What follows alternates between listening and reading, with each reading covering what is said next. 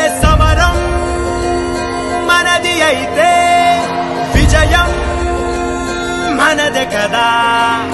కలలే కడలి ఒడిలో అలలై ఎగిసే కదా.